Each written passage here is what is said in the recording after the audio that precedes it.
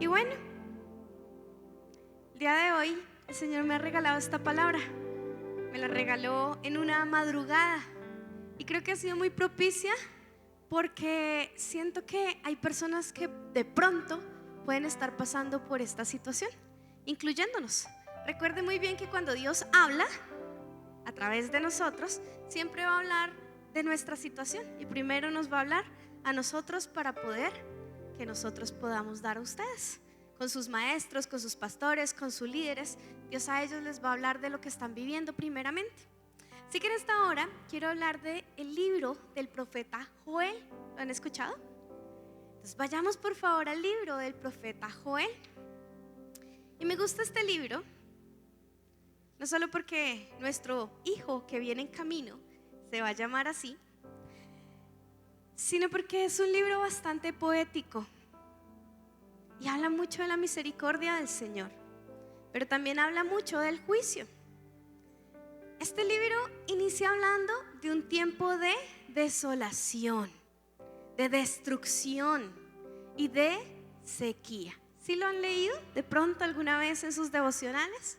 Así que vayamos por favor al versículo 1 del capítulo 1. Y el nombre de este capítulo se llama Devastación de la tierra ¿por qué? Por la langosta. Dice el versículo 1: palabra de Jehová vino a Joel, hijo de Petuel. Oíd esto, ancianos, y escuchad todos los moradores de la tierra. ¿Ha acontecido esto en vuestros días o en días de vuestros padres? Es una pregunta. De esto contaréis a vuestros hijos y a vuestros hijos y a sus hijos y sus hijos a la otra generación. Y yo siento que en este tiempo, ¿saben? Es un tiempo difícil para muchos, a nivel de todo, a nivel económico, a nivel familiar. Estamos pasando por una dificultad como nación. Han pasado muchos acontecimientos que nos hacen preguntar, bueno, Señor, ¿qué es todo esto? ¿Qué está pasando? Incluso hay gente que se pregunta ¿dónde está Dios en medio de tanta injusticia que vemos? Y el pastor Harold dijo, usted no se preocupe por las noticias, ¿cierto? Porque cuando usted prende el noticiero, ¿qué se lleva? ¿Qué siembra en su corazón el noticiero? Créanme que uno ve el noticiero y de verdad quisiera salir corriendo de Colombia, ¿o no? ¿Se les ha pasado por la cabeza de pronto? Y así inicia Joel, hablando de este tiempo tan terrible. Y dice que lo contaremos a los hijos y nuestros hijos a sus hijos y sus hijos a la otra generación. ¿Y qué fue lo que pasó con Joel?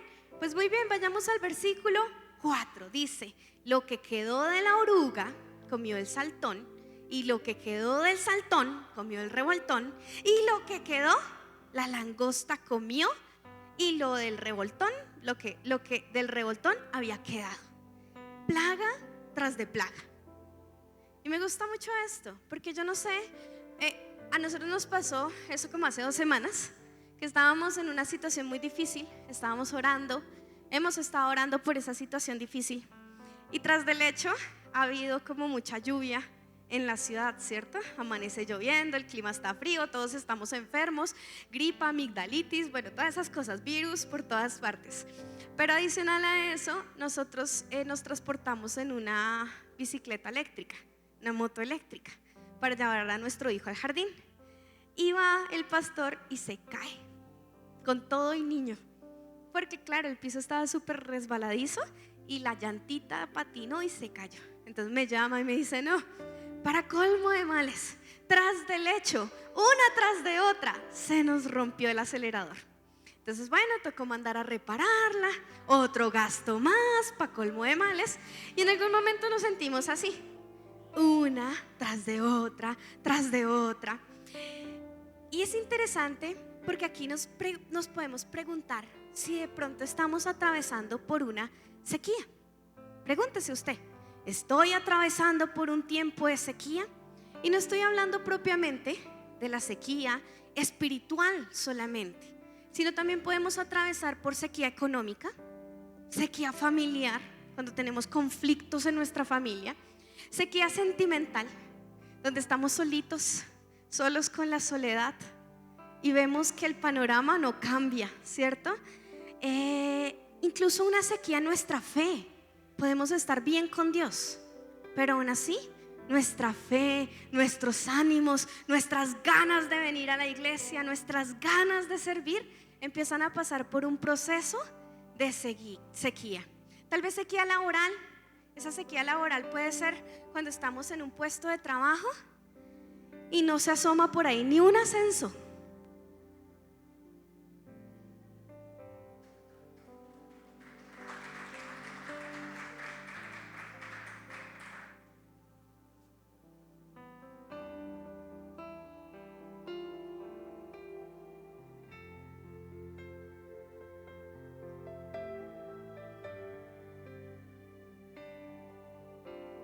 Amén, amén, gloria al Señor. Entonces esa sequía laboral donde permanecemos en el mismo cargo 15 años, 20 años y no, lo mismo de siempre, lo mismo de todos los días, y ya se vuelve como una monotonía en nuestra vida. O esa sequía incluso de nuestra salud, donde estamos pasando un proceso de salud bastante difícil y pareciera ser que ni nos sanamos o antes empeoramos. Así como dice la palabra, ¿cierto? Lo que la oruga comió, el saltón se lo comió, y después el revoltón, y después la langosta. Y aquí hablando de plagas, me parece muy interesante cómo viene este relato. Orugas, ¿cierto? ¿Qué es la oruga? ¿Qué es una oruga? Gusanito, ¿cierto? Las langostas no nacen como orugas. Ellos son otro tipo de insectos. Nacen como huevos y de ahí pasan a ser algo que se llama ninfas. Pero cuando el Señor habla de orugas, está hablando de una plaga incipiente, es decir, una plaga pequeña, inicial. No es su fase final, porque la fase final de las orugas vienen siendo las polillas o las mariposas. Pero cuando usted tiene una oruga, para las hermanas que trabajan en viveros, ¿verdad? Eso se come las hojitas, los tallos, lo que hasta apenas está empezando a dar fruto. Después de la oruga, ¿qué viene? Nos está hablando la palabra y nos habla entonces de el saltón. El saltón en las langostas ya es un grillito, un animalito más joven. Y cuando están jóvenes están hambrientos y su apetito es voraz. Ya no solo va a las hojas, a los tallos, sino ya empieza a los frutos. Y después nos habla del revoltón, que es la madurez de esa langosta. Y después se va tragando todo y consume. Y venimos y luego vemos que lo que esa plaga que empezó pequeña se comió, termina desolado. Porque ya la langosta es ese animal que anda como en un enjambre. Y el profeta citaba estas langostas pensando en esas plagas de Egipto, en las plagas que Dios mandó a Egipto y en la desolación que hubo en Egipto cuando las mandó. Las langostas son sistemáticas, son muy ordenadas, tanto que Dios las compara con un ejército, como si todos se pusieran de acuerdo para destruir, para acabar, para dañar, ¿cierto? Y entonces la pregunta es, ¿cómo saber si estoy atravesando por una sequía? Si en su vida hay plagas, usted está en una sequía. Si usted empieza a ver una tras de otra cosas que consumen su salud, sus finanzas, cosas que consumen su tiempo con Dios, cosas que consumen su fe, tal vez usted sí esté pasando por una sequía. Lo segundo es que en una sequía, mis amados hermanos, no hay fruto. No hay fruto. Y sigue diciendo el verso 5: despertad borrachos y llorad, gemid todos los que bebéis vino a causa del mosto, porque os es quitado de vuestra boca. Porque pueblo fuerte e innumerable subió a mi tierra. Sus dientes son dientes de león y sus muelas, muelas de león. Asoló mi vid y descortezó mi higuera. Del todo la desnudó, la derribó y sus ramas quedaron blancas.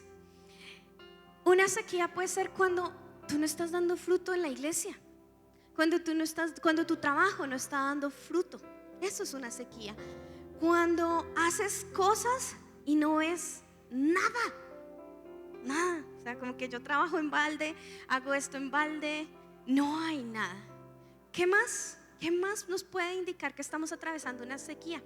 Cuando no hay provisión. Y también importante, cuando no hay ofrenda.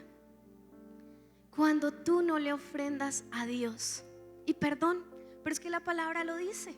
Dice el versículo 8: llora tú como joven vestida de cilicio por el marido de tu juventud.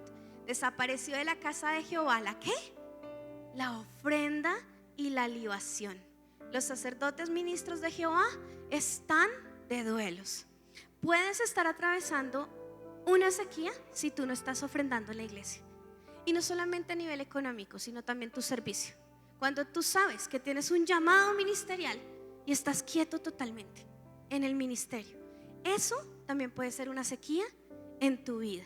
Porque Dios nos ha llamado a ofrendarle, a servirle en su casa, a ejercer nuestro ministerio. Hay personas que duran años y años y años y años siendo ovejitas. Pero lo correcto que sería que todo tiene que dar fruto. Y piensen en el Génesis, cuando Dios bendijo al hombre y la mujer, ¿qué les dijo?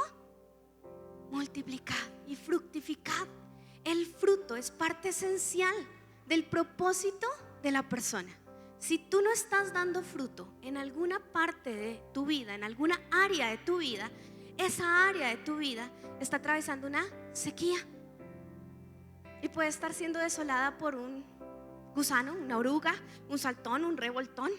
Ya tú me dirás en qué nivel va la plaga. Si está siendo un gusano chiquitico que no ves, que va comiendo hojitas poco a poco, o si ya lo que tienes es un enjambre de langostas que te han dejado totalmente árido, seco, desierto, como un chamizo. ¿Cuándo más? Cuando escasea la comunión, cuando escasea la palabra, cuando escasea la presencia de Dios. Es decir, cuando hay ¿qué? Un adormecimiento espiritual. Y sigue diciendo Joel en el verso 10: el campo está asolado, se enlutó la tierra porque el trigo fue destruido, se secó el mosto y se perdió el aceite. Prácticamente la comunión se acabó, el pan de la palabra cesó y la unción se agotó totalmente. ¿Cierto? Escasea esa presencia de Dios, ese aceite. Me gusta mucho porque este libro, como te dije, es profético. ¿Qué significa que sea profético? Poético. Que utiliza muchas metáforas, utiliza muchas figuras literarias. No solo se está refiriendo al animal como tal, sino que lo compara también como un ejército. No solo se está refiriendo a una situación física agrícola, sino también al nivel espiritual del pueblo y lo que Judá en ese momento estaba viviendo con todo esto, un tiempo de sequía para su vida. Y sigue diciendo: confundidos labradores, gemid, viñeros por el trigo y la cebada, porque se perdió la mies del campo. Y cuando tú recuerdas la palabra del Señor, la palabra también nos dice que oremos para que los obreros vayan a la mies. Y esto es una iglesia seca, una iglesia sin comunión, una iglesia sin presencia, una iglesia sin unción, una iglesia sin evangelismo, una iglesia que se ha quedado encerrada, esperando monótonamente a que pase algo en sus vidas. Y la pregunta entonces que uno puede hacerse es: Señor, ¿por qué viene la sequía? ¿Por qué atravesamos sequías en nuestra vida? ¿Por qué nos pasa esto? Y es curioso, iglesia, porque Joel nunca menciona el por qué. Él empieza hablando de lo que está sucediendo, es decir, de la consecuencia. Él empieza hablando de la que ya aconteció, de que vino esa plaga, de que está la sequía, pero no dice en ningún momento el por qué. A diferencia de otros profetas como Isaías o de pronto Jeremías tal vez, o bueno, lo que conocemos como profetas mayores. Y la pregunta es: ¿por qué? Hay estudiosos que dicen que el libro de Joel es posexílico, es decir, que se escribió después de las deportaciones a Babilonia, es decir, que se escribió después de Nehemías y Esdras, ¿cierto? Casi hacia el siglo 3 antes de Cristo. Pero estos estudiosos también dicen que Joel cita a otros profetas, cita al profeta Isaías, cita al profeta Amós, cita al profeta Sofonías, cita al Éxodo, incluso cita a Ezequiel y Malaquías. ¿Qué significa esto? Porque Joel tal vez nunca lo mencionó en todo el libro, sino solo está hablando de la sequía. Y es porque él asume que le está hablando a un pueblo que conoce la palabra de Dios. Joel no le está hablando a personas incrédulas, así como Jonás le habló a Nínive. No, Joel está hablando al pueblo de Dios. Y él asume que ellos ya saben por qué vino la sequía, que ellos ya fueron advertidos por los profetas, que esa desolación que los profetas anunciaron se está cumpliendo en este momento porque ellos no obedecieron la palabra del Señor. Y esa es la respuesta. ¿Por qué entonces nosotros atravesamos por sequía? Y lo primero es porque la sequía viene a causa de juicio. ¿A causa de qué? De juicio. ¿Juicio a qué? Al pecado. Hermanos, no nos engañemos. Me gusta mucho la historia de un predicador que ha sido muy importante, estudioso de la palabra, bueno, que fue muy importante, y es Spurgeon. Él cuenta la historia de una mujer y él veía que esta mujer ayunaba y oraba en voz en cuello, diciendo: Señor, perdóname, me arrepiento por mis pecados. ¿Listo? Tengan esta historia ahí, ya se las voy a contar más adelante mejor, pero entendemos que la sequía viene a causa del pecado y del juicio. Y acá hay un versículo, Eclesiastés 12:14. Yo le voy a pedir a audiovisuales que me ayude con ese versículo. Porque Dios traerá toda obra a juicio, juntamente con toda cosa encubierta, sea buena o sea mala. Y esto es una verdad que la Biblia todo el tiempo nos recalca. Lo que tú hagas va a ser pasado por juicio, lo bueno y lo malo. Y ante eso no hay escapatoria, porque en eso consiste la justicia de Dios. Dios da conforme a lo que tú obres. Si obras para bien, eso te traerá recompensa. Pero si obras para mal, eso te traerá condenación. Y ese es el juicio. David decía: Señor, tus juicios son como la miel. Y a veces nosotros le tememos a los juicios.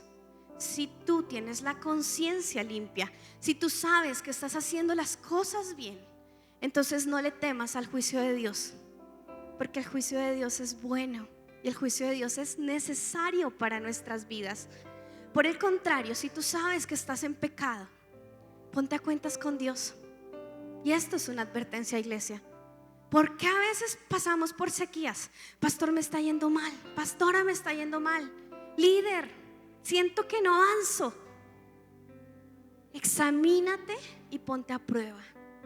Y dile: Señor, examina mi corazón, porque para allá voy. Amén. ¿Qué más es causa de esta sequía? El desconocimiento bíblico. Yo puse aquí dos versículos, Ageo 1:6 y Malaquías 1:6. Ageo me gusta mucho, porque Ageo dice: sembráis mucho y recogéis poco, coméis y no os saciáis, bebéis y no quedáis satisfechos, vestid y no os calentáis, y el que trabaja jornal recibe su jornal en saco roto. Y luego viene Malaquías diciendo: malditos sois con maldición, porque toda la nación me ha robado. ¿De qué habla tanto Ageo como Malaquías?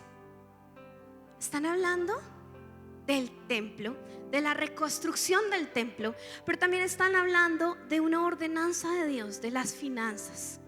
Y Joel también es muy enfático y dice: la casa del Señor falta la ofrenda y la libación. ¿Sabes, iglesia? Hoy en día le tenemos, no sé, como que el tema de la ofrenda no se predica. Pero perdóname, eso es un principio bíblico, iglesia. Ahora yo no me quiero enfocar solamente en el tiempo de la ofrenda, porque Ageo ya no está hablando de la ofrenda como tal. Malaquías sí, pero Ageo está hablando de tus prioridades, de lo que estás haciendo con tu tiempo, de lo que tú le dedicas al Señor, de lo que tú haces en la casa del Señor. Porque en los tiempos de Ageo, que son muy similares a los tiempos de Joel, las personas estaban más enfocadas haciendo dinero que sirviendo a Dios.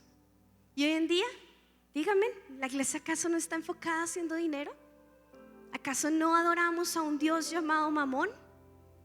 El que nos paga el arriendo, el que nos paga los servicios, el que nos paga el salario.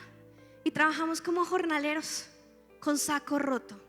Pero déjame decirte que tu confianza no debe estar puesta en un Dios o en un ídolo. Tu confianza debe estar puesta en el Dios verdadero. Ahí es donde viene la sequía, cuando tenemos prioridades diferentes, cuando de pronto no nos estamos dando cuenta. Y tal vez esto viene por desconocimiento bíblico, porque no leemos las escrituras, porque no comemos las escrituras y porque preferimos escuchar tal vez noticieros, ¿cierto? Al vecino. Vecinos, que le quiero pedir un consejo, y le piden consejo a todo el mundo, menos el consejo divino.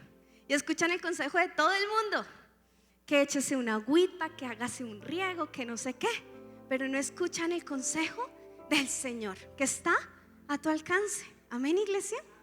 Dele un fuerte aplauso al Señor.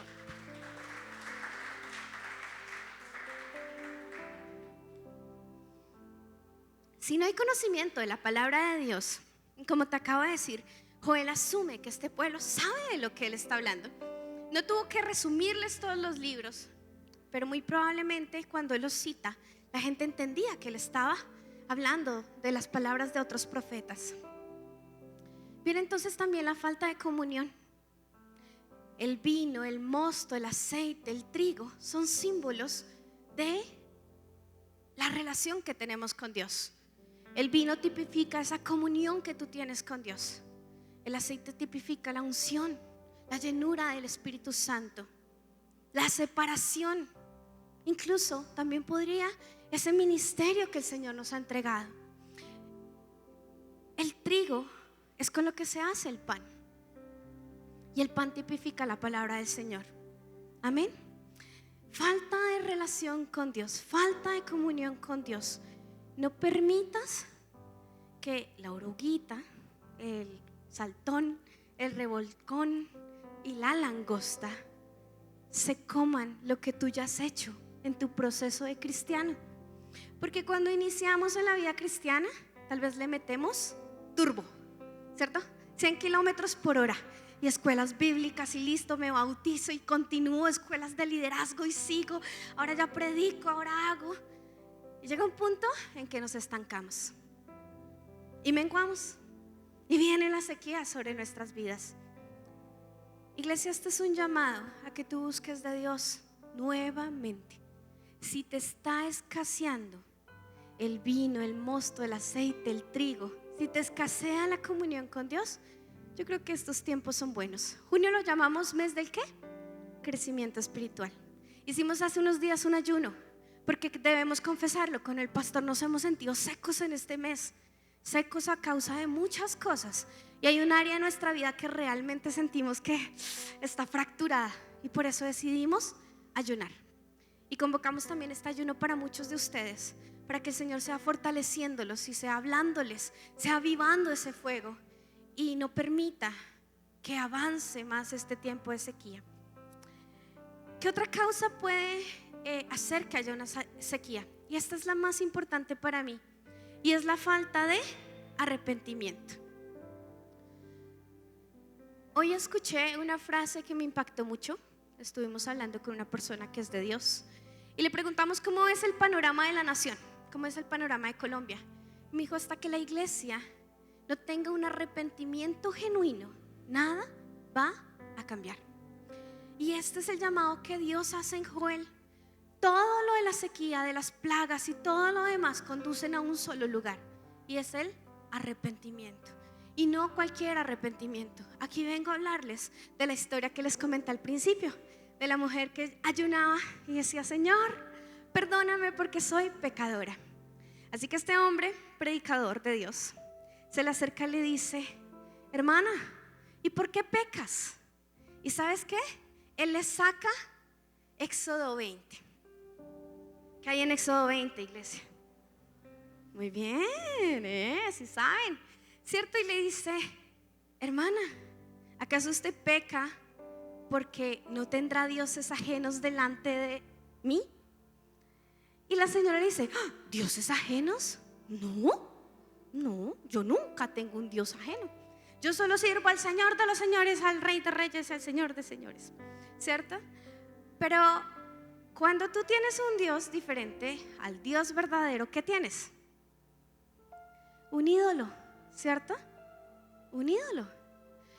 Y se nos olvida que podemos hacer ídolos invisibles.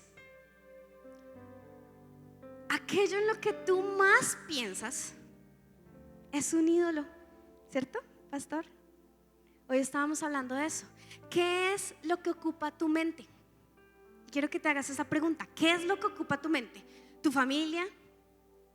¿Una relación? ¿El trabajo? ¿Qué es lo que ocupa tu mente y tu primer lugar? Cuando te despiertas, ¿qué es ese pensamiento? Cuando te acuestas, ¿qué es ese pensamiento? Y ese tal vez podrá ser tu ídolo. No necesitas tener una estatua, no necesitas tener un altar para levantar un ídolo. Solo necesitas desviar tu corazón de Dios para levantar un ídolo. Y créanme que engañoso es el corazón más que todas las cosas. ¿Quién lo conocerá? Así que esta noche es una buena noche para pensar si tal vez empezamos mal con el primer mandamiento. Pero esta mujer le dijo: no, yo ídolos jamás. Al Señor, solo al Señor le sirvo. Y empezó a nombrarle los demás mandamientos: no te harás imagen, no te inclinarás a ellas, harás misericordia a millares, no tomarás el nombre de Jehová tu Dios en vano. Y esta mujer, mandamiento tras mandamiento tras mandamiento, decía: no. Cuando terminó con el 10º mandamiento, entonces le dijo: y hermana, ¿y entonces usted qué se arrepiente? No, que yo soy pecadora. Pero ¿saben qué? Nunca fue un arrepentimiento genuino. Porque si se hubiera arrepentido genuinamente, ella hubiera reconocido uno de estos pecados. Y para mí, cuando yo empiezo con no tendrás dioses ajenos delante de mí, iglesia, yo soy pastora, pero a veces trato de levantar ídolos. Claro, mi hijo cuando se enferma, a veces lo pongo en el primer lugar. Se enfermó, Señor, esta enfermedad tan terrible, ¿qué vamos a hacer? Y pierdo la cordura hasta que el Espíritu Santo me dice: detente, ¿dónde estás poniendo tu mirada? Si eso me sucede a mí, ¿cuánto más a cualquier otra persona? A veces pensamos que somos santos, re mega santos, pero es tiempo de volver al arrepentimiento. Amén. Así que si usted ha identificado, si tiene una sequía, si ha identificado el tipo de sequía que tiene, y si ha identificado la causa de su sequía, la pregunta es: ¿y ahora qué hago? ¿Qué voy a hacer con esta sequía que tengo? Y la respuesta es: hermano, tome acción. No se quede ahí. ¿Por qué? Porque Joel en el primer capítulo nos está hablando de algo que ya sucedió. Él está hablando de un juicio del pasado, que fue cuando vino la plaga de las langostas y desoló todo. Pero en el segundo capítulo, en la primera parte del segundo capítulo, Joel nos habla del juicio que vendrá. Nos habla de futuro. Y cuando nos habla del juicio que vendrá, la palabra de Dios dice: delante de él consumirá fuego, tras de él abrazará la llama. Como huerto del Edén será la tierra delante de él, y detrás de él como desierto asolado, y tampoco habrá quien escape de él. Está hablando del juicio futuro. Obviamente este libro es un libro profético, pero ¿a qué voy con esto? Si tú estás seco, si eres un chamizo, colócale fuego a un chamizo, y créeme que puedes incendiar Monserrate. En estos días que hace, bueno, estos días tal vez no, pero cuando está el fenómeno del niño, ¿cierto? Lo que es la parte de los cerros orientales de Bogotá, cualquier cosita los prende. Y vemos incendios forestales, vemos esas montañas llenas de humo y demás. Y es a causa de eso, cuando estamos secos, cualquier cosa nos va a prender. Así que si tú estás atravesando una sequía, ojo, no esperes a que el fuego haga un incendio con tu vida y te destruya peor. Este es el momento perfecto para arrepentirte, iglesia. Arrepentirte, volverte al Señor. Amén. Entonces vamos a tomar acción. No vamos a quedarnos en el fuego, ¿cierto? ¿O quién quiere incendiarse? Nadie, ¿es cierto? No queremos pasar por ese juicio. Así que lo primero que podemos hacer es ayunar. ¿Cuántos están ayunando? ¿Cuántos vamos a seguir ayunando? Eso no es solo esta semana que pasó, ni después del retiro. Toda nuestra vida debe ser una vida de ayuno. Pastora, no puedo por condiciones clínicas y médicas. Hermano, yo tampoco. Pero cuando Dios habla del ayuno, no está hablando solo de abstenerse de alimentos. Y lo vamos a ver en el capítulo 2, en el verso 12. Verso 14, perdón. Del capítulo 1, primero el capítulo 1. Dice: proclamad ayuno, convocad asamblea, congregad a los ancianos y a todos los moradores de la tierra en la casa de Jehová vuestro Dios y clamad a Jehová. ¿Qué tienes que hacer? Convocar ese ayuno. ¿Cuál ayuno? Un ayuno de verdadero arrepentimiento genuino. Lo vamos a ver ahorita más adelante. ¿Qué sigue diciendo? ¿Qué hacemos después del ayuno? Y en el verso 19 está la respuesta.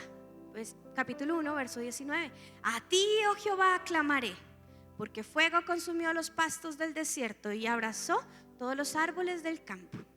Las bestias del campo bramarán a ti también, porque se secaron los arroyos de las aguas y el fuego consumió las praderas del desierto. Clamar, hermano, qué bendición tener un departamento de intercesión, pero ellas no son las únicas intercesoras.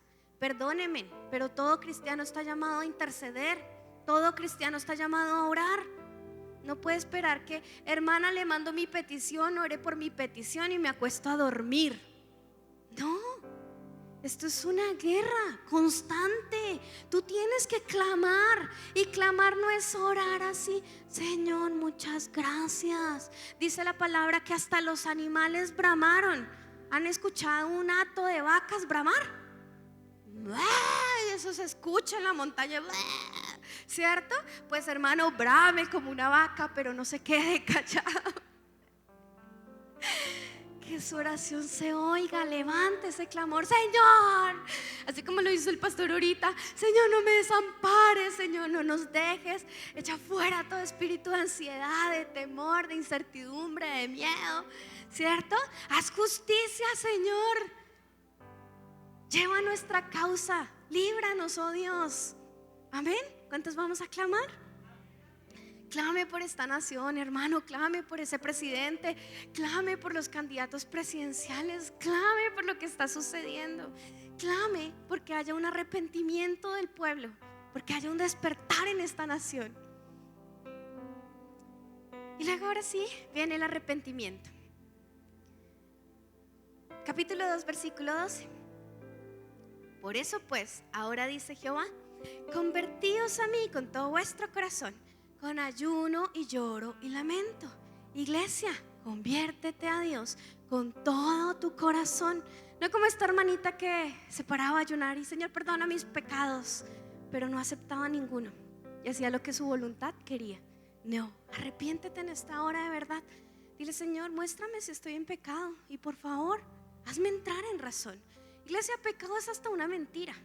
Pecado es hasta que no ores. Con eso te lo digo todo. Hasta que descuides la presencia de Dios, hasta que descuides la presencia del Espíritu Santo. Eso es pecado.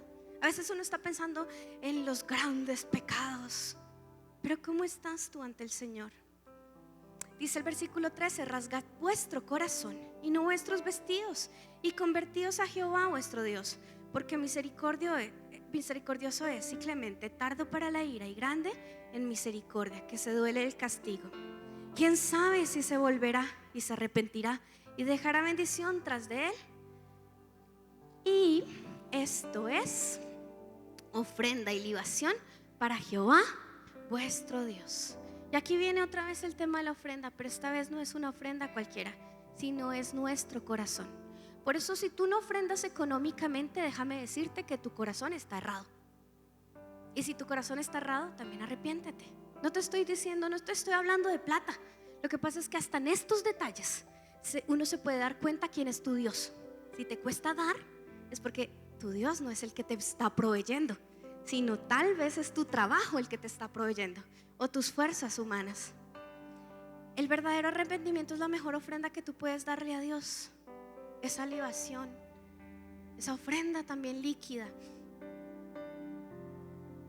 Así que sigue diciendo la palabra del Señor. En el verso 15, tocad trompeta en Sión, proclamad ayuno, convocad asamblea. 16, reunid al pueblo, santificad la reunión junto a los ancianos, congregad a los niños, a los que maman, salga de la cámara su novio y de su tálamo la novia. Y me gusta esto, porque un cuarto punto es procura la santidad. Sin santidad nadie ¿qué? Verá al Señor. Y esto sí voy a ser muy enfática, iglesia. Si tú no quieres juicio de Dios, procura la santidad.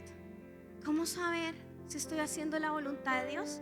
Dice Santiago a Primera de Tesalonicenses, dice Primera de Tesalonicenses 4:3, la voluntad de Dios es vuestra santificación. ¿Cómo saber si estás en la voluntad de Dios? Si estás siendo santificado. Si no estás siendo santificado, esa no es la voluntad de Dios. Ese no es el trabajo que te conviene, esa no es la amistad que te conviene, eso no es lo que te conviene, porque todo tiene que llevarnos a la santificación.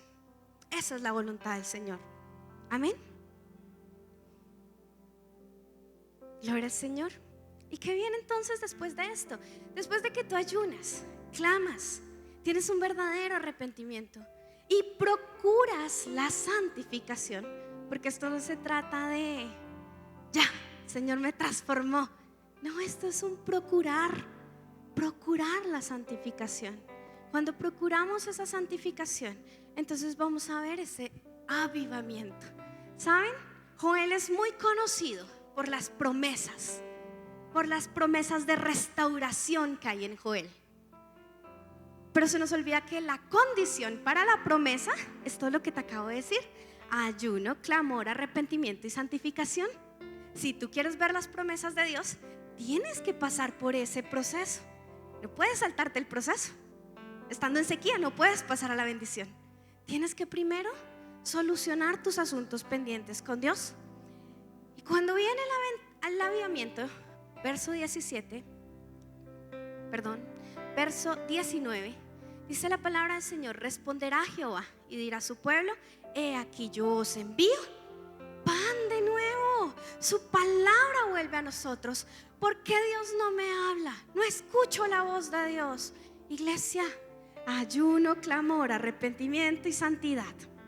Pan de Dios, mosto y aceite. Y me encanta porque dice: y seréis saciados de ellos, y nunca más os pondré oprobio entre las naciones, y haré alejar de vosotros al norte.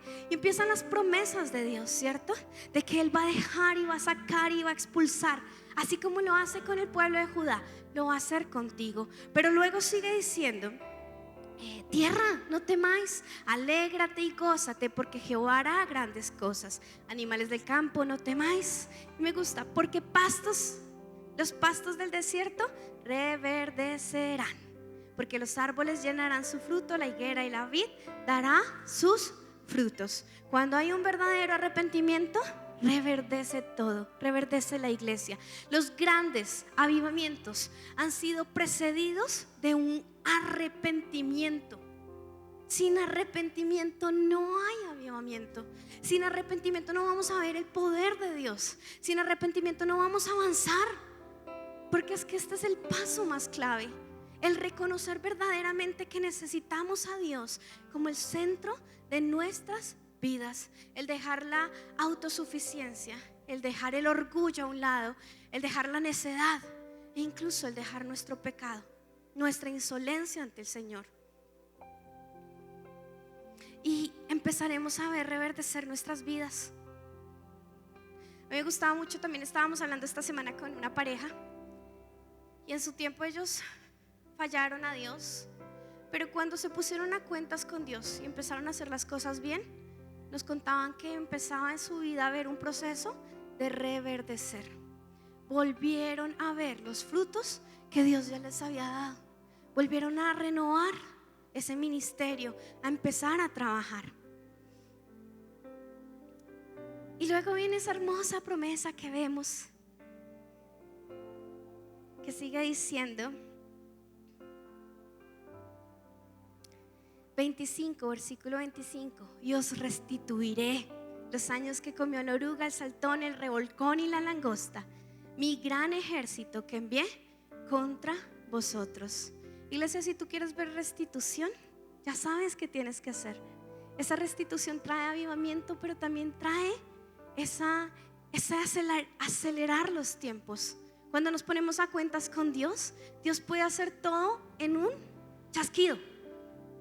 Estás pasando por una crisis, estás en la sequía, pero luego vuelves tu corazón a Dios y de la noche a la mañana lo solucionó, lo disipó. La tormenta, piensen cuando Jesús estaba en la barca y la tormenta azotaba el barco con sus discípulos, y ¿él qué hizo? Extendió su mano, porque el propósito de Dios es más soberano que nuestra condición. E incluso dentro del propósito y la soberanía de Dios está contemplada nuestra rebeldía. ¿Qué está esperando Él? Que tú tomes parte y que tú le digas: Señor, dirige la barca para que Él calme ese viento y esa tempestad. Porque Jesús no se detiene, ¿sabes, iglesia? Él no le importa si hay tormenta o no. Si Él quiere llegar a un punto, si Él quiere llevarte a ti hasta un lugar, lo va a hacer. Pero tú tienes que disponerte, porque Él no trabaja con corazones orgullosos. Amén. Y finalmente, lo que más nos encanta para el avivamiento es esa promesa del Espíritu Santo: y después de esto derramaré mi espíritu sobre toda carne, y profetizarán vuestros hijos y vuestras hijas, y vuestros ancianos soñarán sueños, y vuestros jóvenes verán visiones. ¿Cuál es entonces la conclusión? ¿Estás en sequía? ¿Qué tipo de sequía? ¿Por qué vino la sequía? ¿Qué vas a hacer? ¿Vas a tomar acción o no? ¿Vas a dejar que el Señor vuelva a mandar esa lluvia temprana o esa lluvia tardía? Así que yo te invito en esta hora que te coloques de pie. El avivamiento también trae la lluvia. Dice el versículo 23: vosotros también, hijos de Sión, alegraos y gozaos en Jehová vuestro Dios, porque es dada la lluvia primera a su tiempo, y haré descender sobre vosotros lluvia temprana y lluvia tardía, como en el principio. Hoy es tiempo de que te arrepientas, para que como en el principio seas restaurado. Amén. Para que esa sequía se vaya, sea en tu vida laboral, familiar, sentimental, lo que sea. Así que acompáñame a orar en esta hora. Padre, yo te doy gracias por tu palabra, Señor. Yo te pido en esta hora que envíes tu lluvia, Señor, como lo has prometido. Pero también te pido, Señor, que nos ayudes a tener un arrepentimiento genuino. Aquí hay personas que tienen que hacer compromisos con Dios. Acá hay personas que tienen que decir no a ciertas situaciones o circunstancias de sus vidas. Esto no es personal. El profeta Joel no le profetizó a una persona en concreto. El profeta Joel profetizó a una nación en un tiempo específico. Y esta profecía se sigue cumpliendo hasta los días actuales. Pedro citó ese capítulo 2, donde dice que derramaría el Espíritu. Este es el tiempo del Espíritu. Y antes de que sea demasiado tarde, antes de que Cristo venga, antes de que de pronto el Señor mande su juicio sobre nosotros, como iglesia, como cuerpo, debemos estar preparados. Este año se llama Preparando a la novia de Cristo. Y este es el tiempo en que tú te prepares. Y perdón, iglesia, deja de estar tonteando y bobeando con los afanes de este mundo. Cuando tú tienes un llamado superior, cuando tú tienes un Dios soberano, deja de estar afanado, preocupado y turbado, como si fueras hijo de este mundo. ¿Quién fue el que te llamó? Y yo te pregunto, ¿quién te llamó a ti? ¿Quién te eligió a ti? ¿Quién te prometió cosas? ¿Dónde está tu fe? ¿Dónde le has puesto? ¿Dónde está tu Señor? ¿Acaso lo convertiste también en un ídolo? ¿Dónde está tu Dios? Señor, te pedimos perdón en esta hora, Señor. Aquí hay personas que tienen que ponerse a cuenta, Señor. Hoy escucha nuestra oración. Y tú vas a cantar con nosotros. Señor, envía tu lluvia. Envía tu lluvia, Señor, sobre esta sequedad. Señor, haz llover. Somos tu pueblo, somos tu viña. Abre los cielos, Señor, haz llover. Abre los cielos sobre nosotros. Abre los cielos, Señor, haz llover. Somos tu pueblo, somos tu viña. Abre los cielos, Señor, haz llover. Haz llover, haz llover sobre tus renuevos. Haz llover, Señor, haz llover. Haz llover, Señor Jesús. Manda la lluvia, y manda la lluvia, y manda la lluvia, manda la lluvia, Jesús.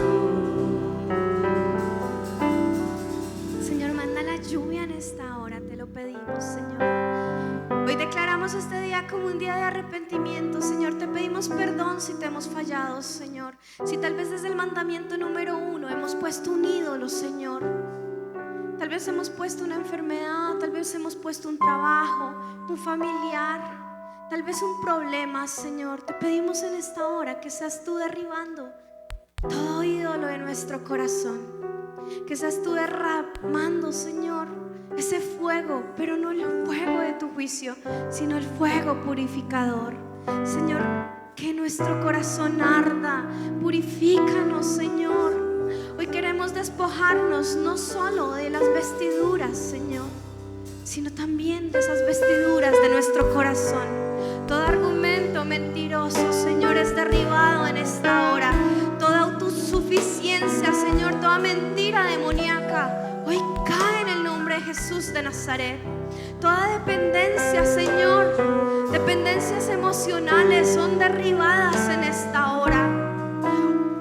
Señor, todo argumento, Padre, de nuestra mente, toda conmiseración, Señor, hoy es derribada, porque no somos los pobrecitos, no somos los más pequeños, no somos los miserables, somos tus hijos, Señor. Todo lo que se ha robado nuestra identidad, Señor, hoy lo echamos fuera en el nombre de Jesús de Nazaret. Aquello que nos quiere vendar los ojos, Señor, hoy es quitada esa venda, Señor. Revélanos, Señor, tu luz, revélanos en esta hora, Padre. Y yo te suplico en esta hora, Dios, que tu lluvia caiga. Espíritu Santo, por favor, trae ese sello, trae ese anhelo, pasión por tu presencia, Señor, pasión por tu santidad, Señor. Guárdanos y líbranos de pecar, Señor. Ayúdanos a serte fiel, Señor. Ayúdanos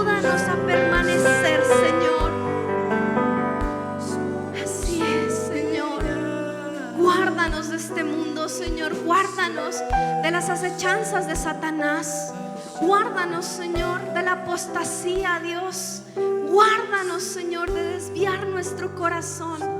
Pues yo te pido, Padre, que sea tu justicia sobre nosotros, Señor. Y por medio de esa justicia, por medio de tu sangre preciosa, seamos justificados ante ti, Señor. Lávanos, Jesús, con tu sangre. Lávanos en esta hora.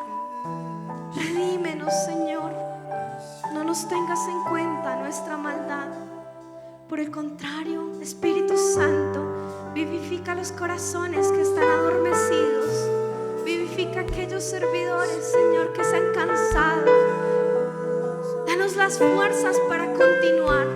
Aviva el fuego en esta hora, Señor, en nuestras vidas. Pasión, Señor, por ti. Te lo ruego en el nombre de Jesús. Y una vez más suplicamos por esa lluvia, Señor. Una vez más te pedimos, trae lluvia a esta sequedad, Señor. Ven a esta hora, Señor. En esta noche, Señor, te damos gracias. Bendecimos tu nombre, Señor. Y te pedimos que este retiro sea para muchos la respuesta a sus oraciones.